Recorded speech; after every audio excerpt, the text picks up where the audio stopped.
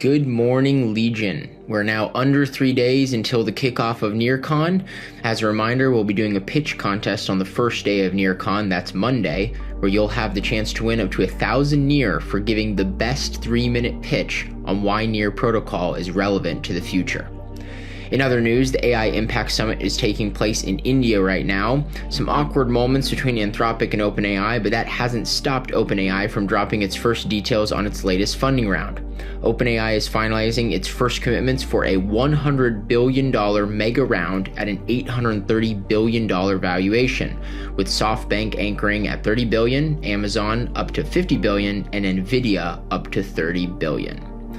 Next up, Superpower has released their AI doctor for the first time. As the founder, Max Marchone, explains, the future is an AI that knows more about your body than any human ever could. He continues, if you mention you're training for a marathon, that your sleep has been off, that you cut out dairy last month, it remembers each conversation indefinitely.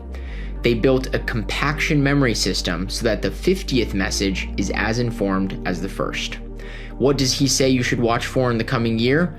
Over the next year, your AI doctor will be able to ingest data from your wearables, read your past medical records from other providers, and facilitate second opinions and prescriptions. This is a very cool development in AI health. Last but not least is the expected takeover of AI from consultants and middle-level management. Claude Opus successfully managed a 50-person organization in a pilot run, closing 13 issues and assigning 12 issues to different team members across 6 different repositories. Most interestingly, it knew when to escalate to a human for decisions.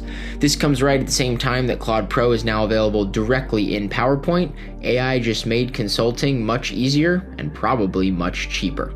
That's all for today, folks. We'll do this all again real soon.